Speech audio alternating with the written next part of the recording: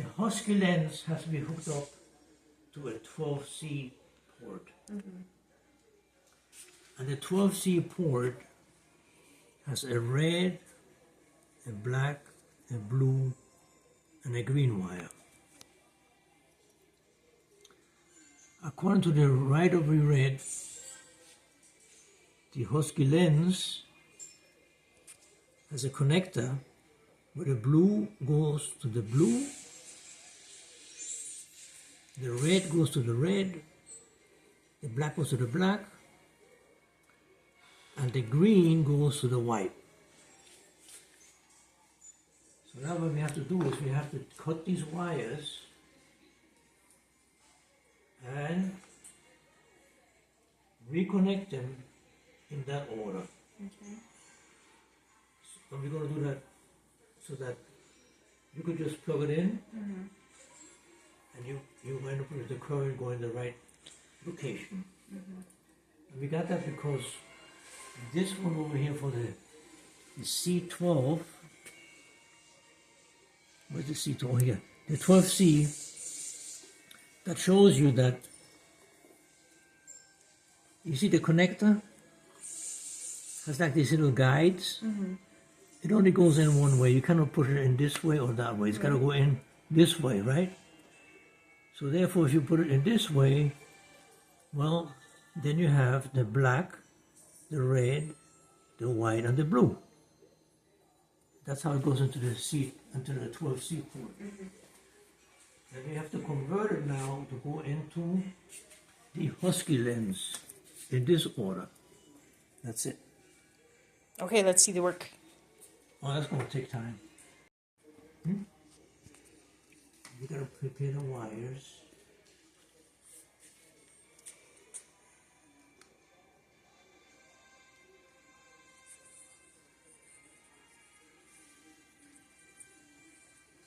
Yeah, leave it as long as you can. Great. I'm going to cut this off. All right. Now, separate these.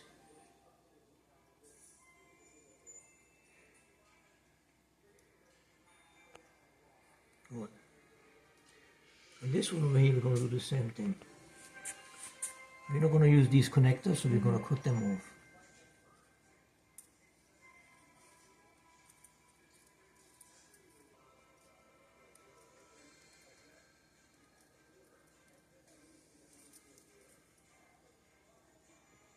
There. Same thing. All right. Now we have to skin this cable off. And what we're going to do is we could stagger them. All right.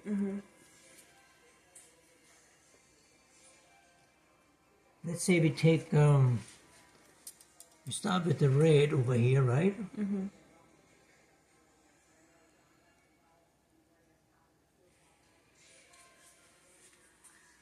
And then we do the black.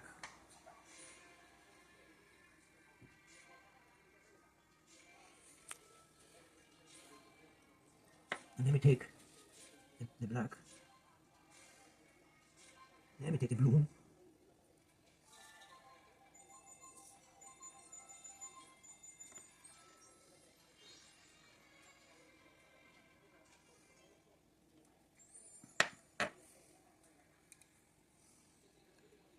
And the green.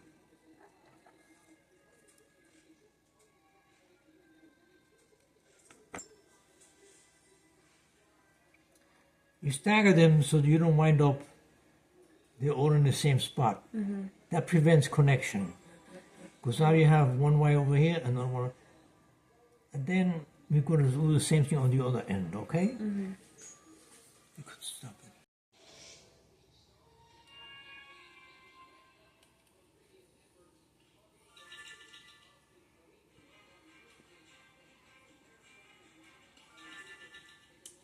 You have to be careful not to cut too deep, but then you cut the wires off. You only want to cut the insulation, that's all. Yeah.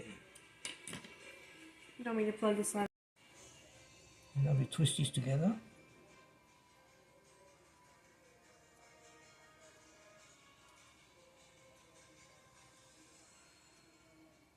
It's nice and hot. So that it sort of takes, okay? Mm-hmm.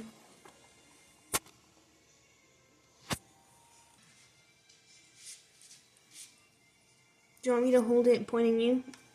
That's all right. Let me see. Yeah, that might be a good idea. Is that good there? Uh-huh.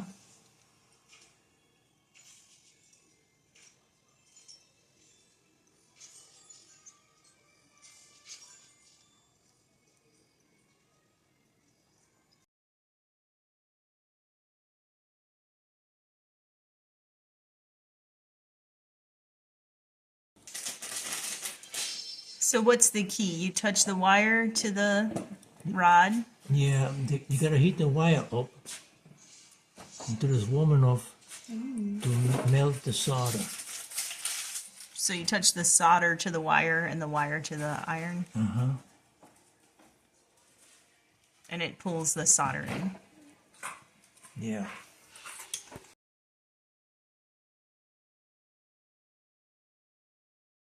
Doing things, see?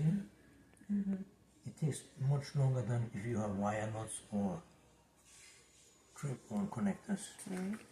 And if you have the right wire stripper, see this doesn't go down beyond 22. That's the gauge, the American wire gauge, see? It goes from size 10 to 22. But this is probably 26 or 28 wire. So we cannot use that stripper, that's why I gotta use the knife. Okay. And Papa, you were telling us that there are different ways to connect. So you said one was a crimp-on connector. Yeah, that's this one over here. That's the crimp one, that's the wire nut. And then there's the solder one, the one we're doing now. It's just 3 ways of different splicing.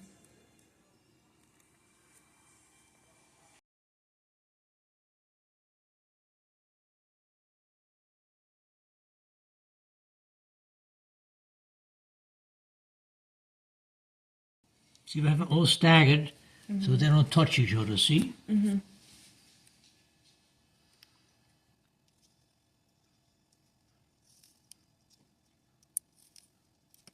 You're working with a lot of power, then you have to really, high voltage, then you have to insulate everyone individually, but this is low voltage, so